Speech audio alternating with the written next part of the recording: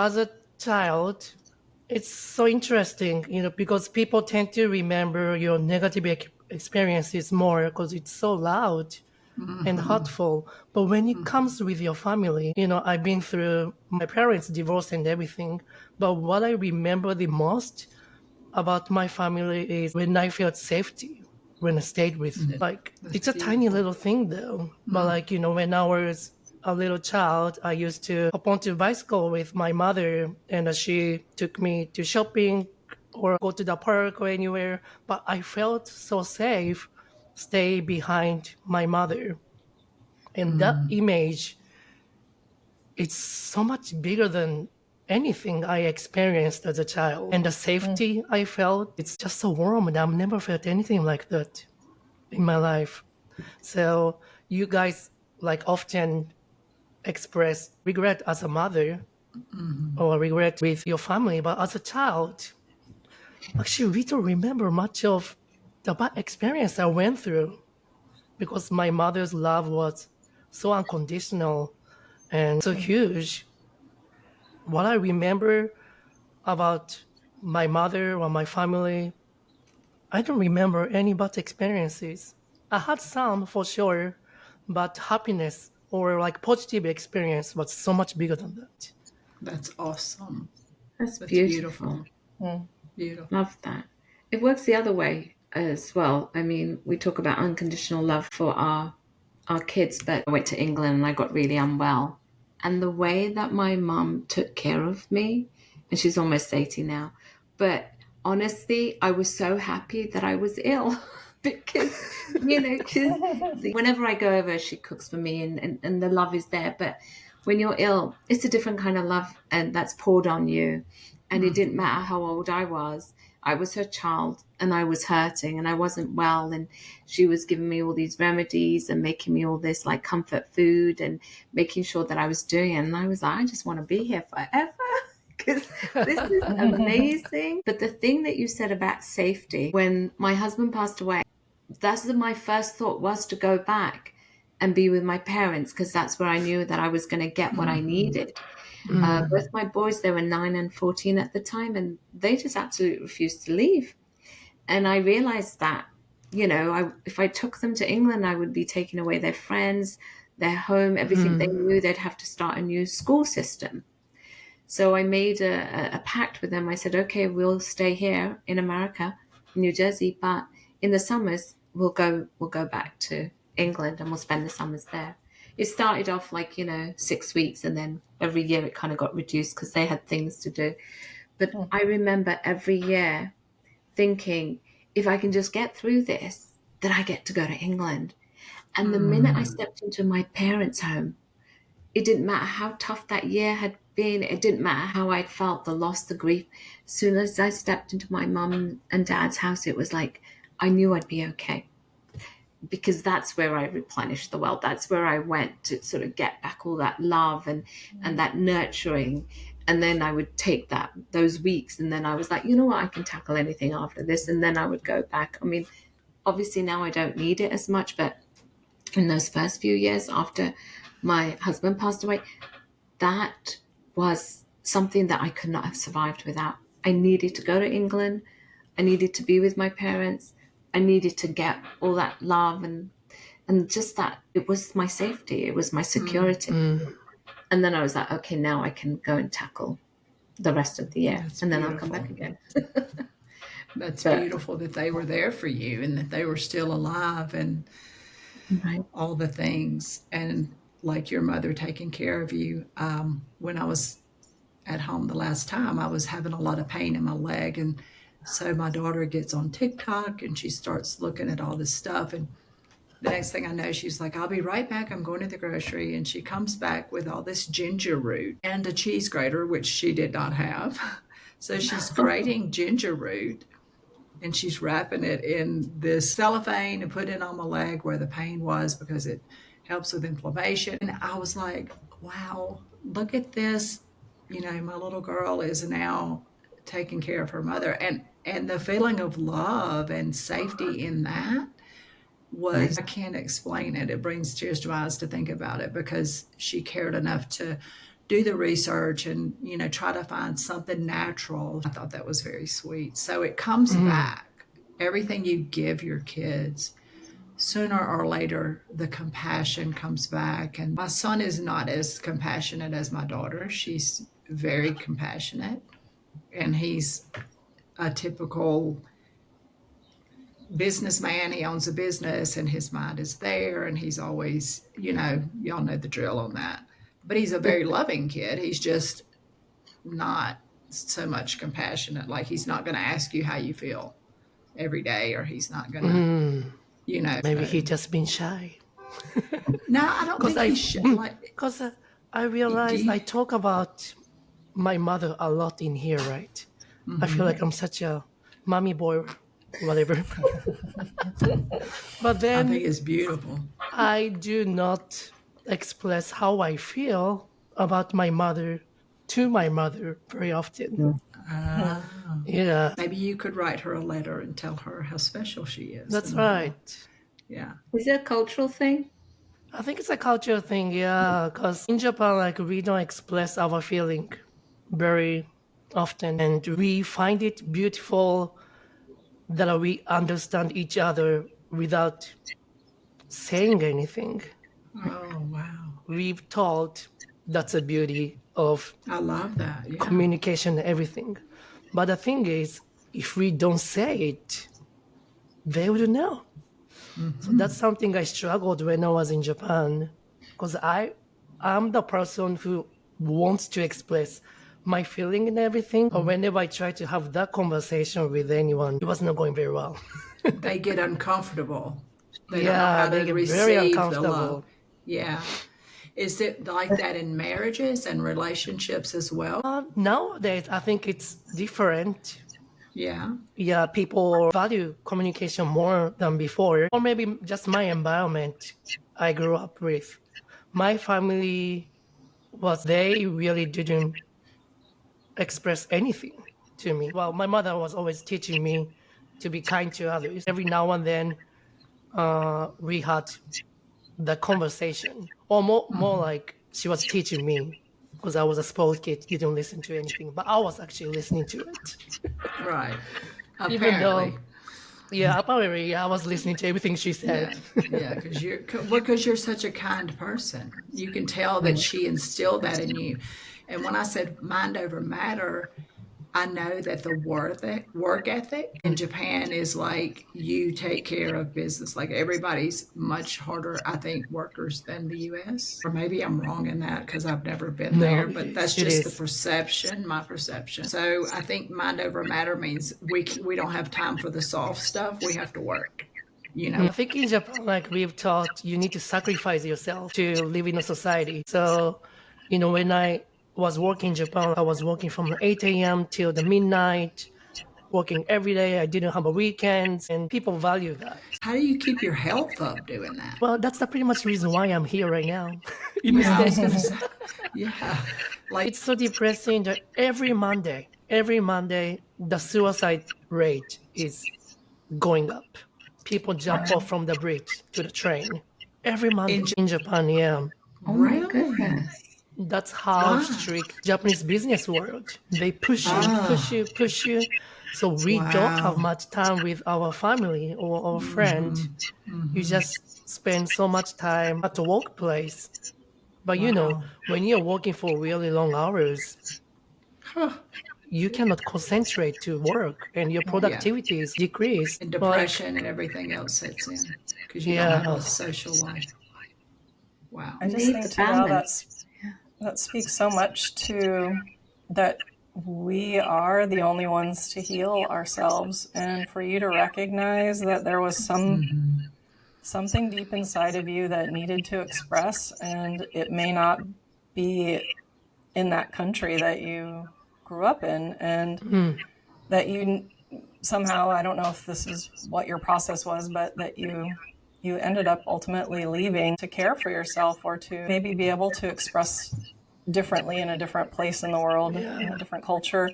I know when I'm listening today, the profound truth that I found out in my own journey was that we are the only ones ever healing ourselves. We are alone in the journey of this life ultimately.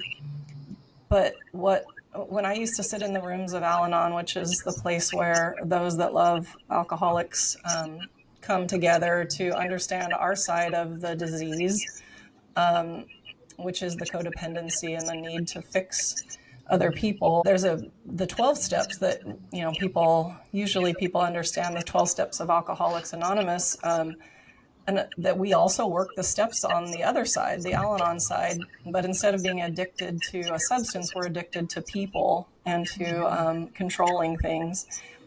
And so you also work with your 12 steps, and in the fourth step, they talk about doing this complete inventory on your own self. And it was like revolutionary to me at the time, because I was, it was really easy for me to identify what was wrong with my husband. Like I said before, I was pretty arrogant in thinking I didn't need much change. But the process of 12-step work invited me to do was, after writing down all the people that had harmed me in my life, like from birth till the present moment, just to write every single thing that has offended you, harmed you, affected you throughout your whole life. It takes a while to do that. But pretty much it's every single person you've ever encountered, right? From your family members, friends, teachers, systems, whatever it is, because everything affects us in some way or another.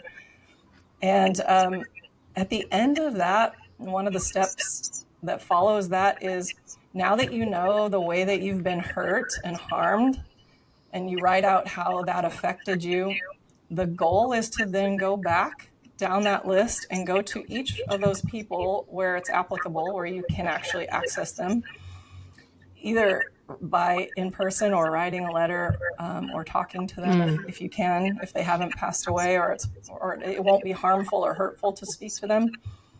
But you would think, my brain, right, says, that somebody has harmed me, that the apology that we're waiting for it was in the forefront of my mind. So the twist is that we go to those people to accept our side of the situation. So here's an example. I felt unloved to some degree by my parents. I'll just use my dad as an example, because he didn't say I love you when we were growing up. And it wasn't something my parents just freely said. I guess it was generational. It was maybe not passed on in their family. I felt very loved by my parents, as you know, but that did affect me. And it was one of the little things when you're doing a whole inventory of your life. So the fact that my dad never said, I love you, hurt me. But the craziest part is, what that did to me was it caused me to not say I love you to him. So when I look at going to him, what am I owning? I'm not like, okay, Dad, you never said I love you. Like, how that hurt me. You should owe me an apology, so that, because you really screwed me up emotionally. That's not the way to heal.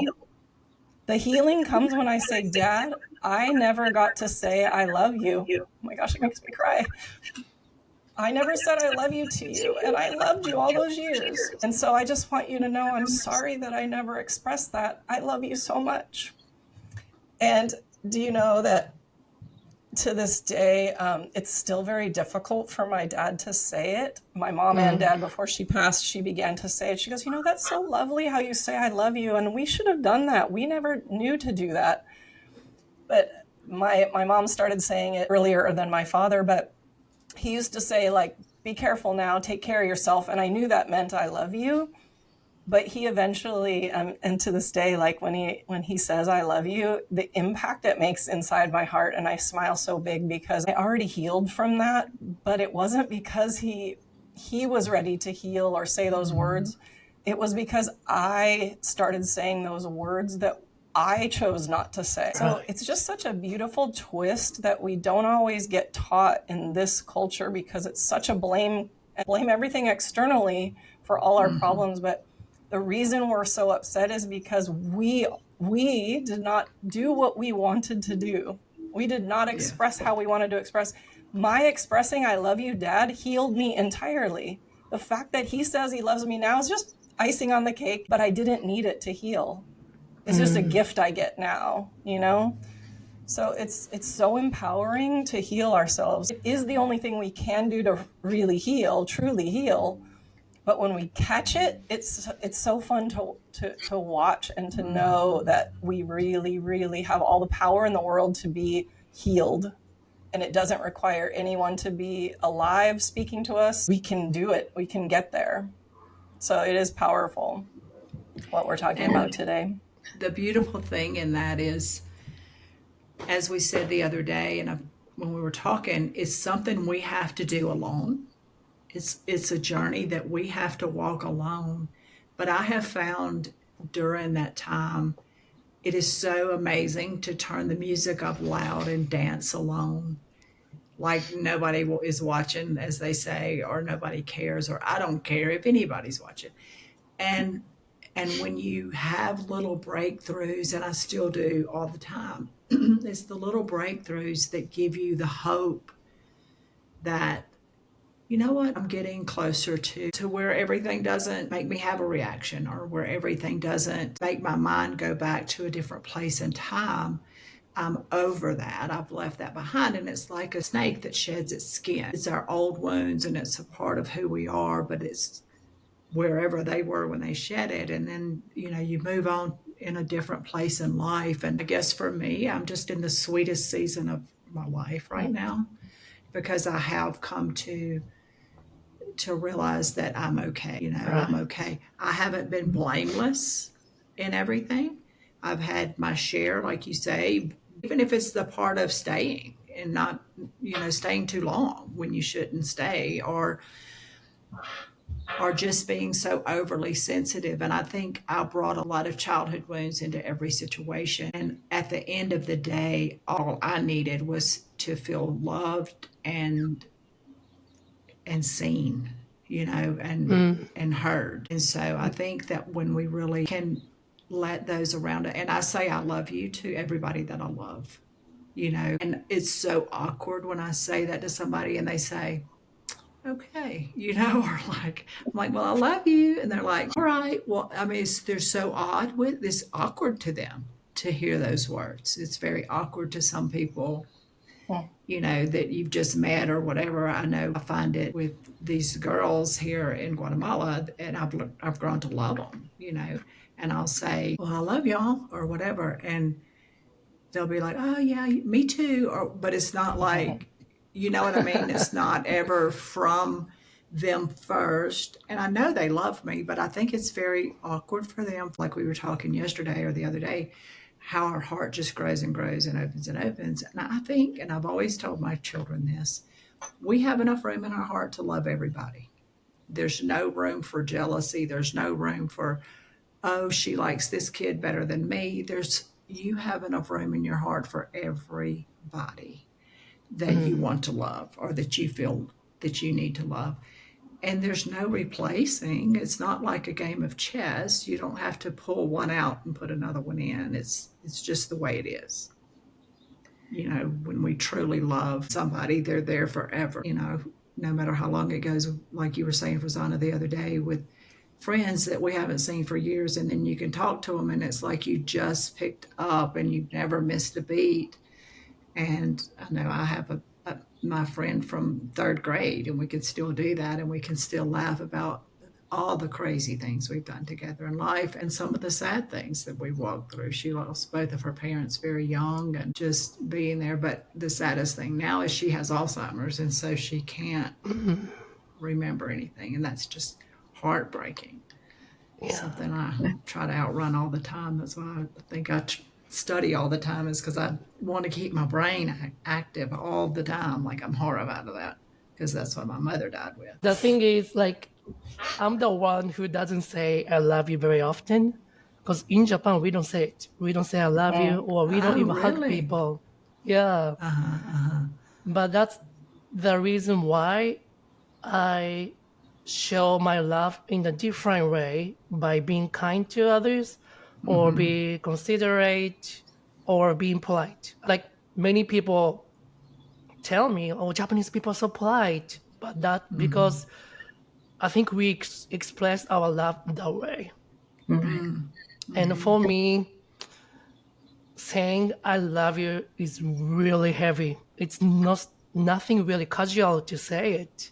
But like, when I live in the States or even when I was in Australia, people exchange the word very casually and easily. Because I didn't grow up in the environment to say I love you, it's really difficult for me to say it, even though when I feel the love. So Right. like that's something I need to work on because I live in a different culture and I need to adjust the way to express my love. But being kind or like being generous or being considerate or being polite, that's something valuable in any other culture.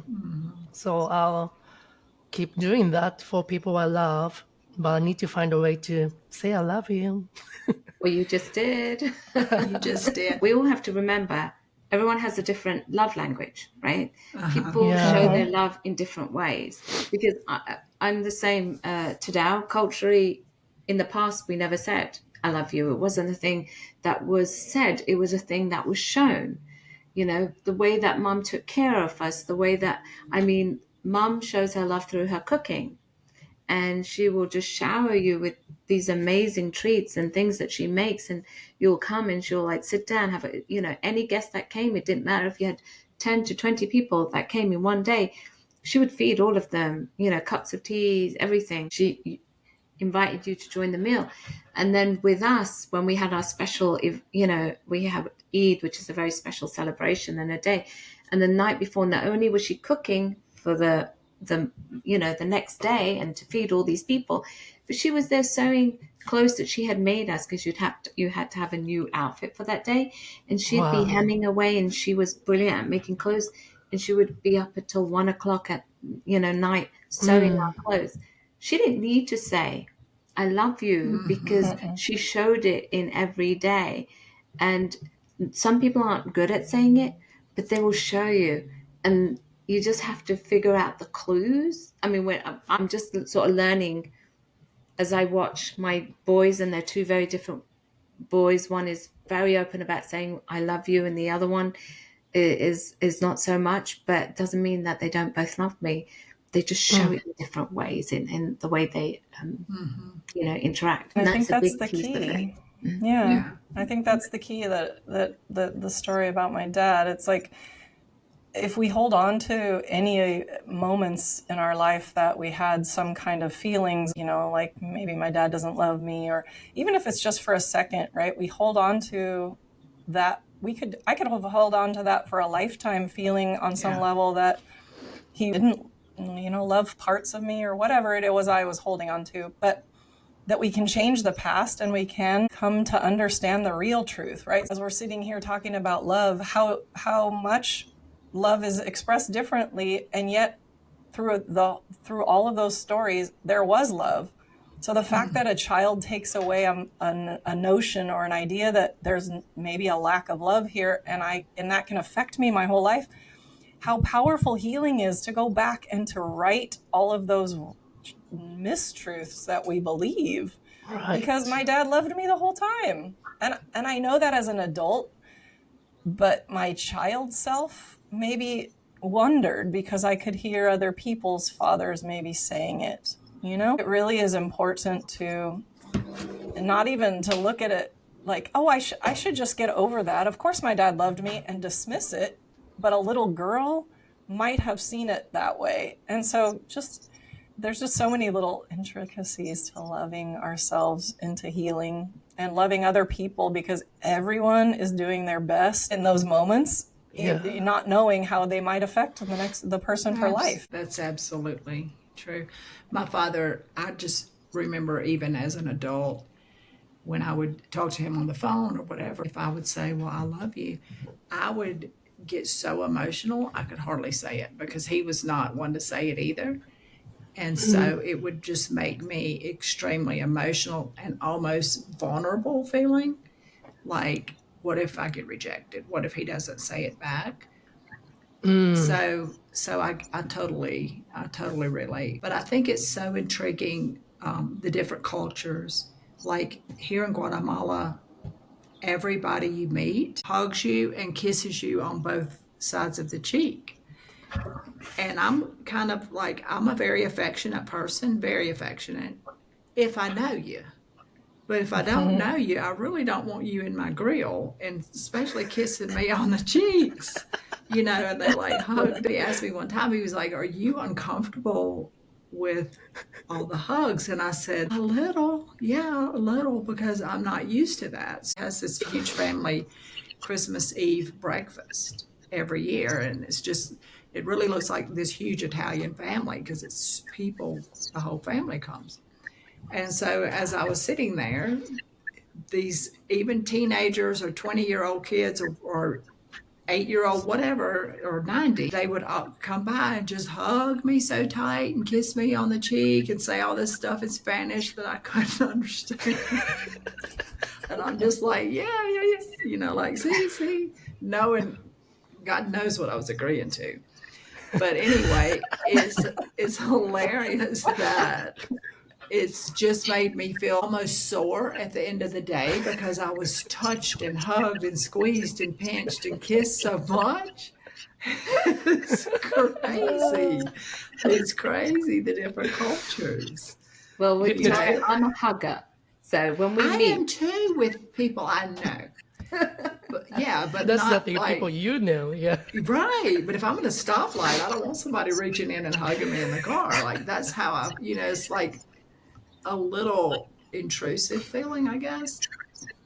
But I'm learning to Always gets so awkward. Now, Like when it is awkward. I face the yeah. situation with both cheek kissing situation. I'm like, what Yes. are we doing here? So now I just lean I'm in from and I'll Japan. pat them Like on I the don't back. do it. I just kind of pat you on the back and let's do this. Let's get this over with. But I don't do the kissing yet still. why do grandmothers always love to?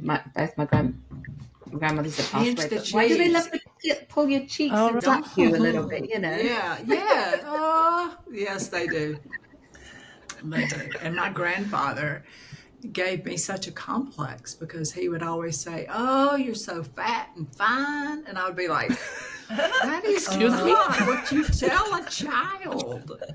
"Oh, come here, let me hug you. You just said you're just patchy. You so fat and fine." Like, then you go look in the mirror and not eat for 3 weeks because you felt like you were this fat kid.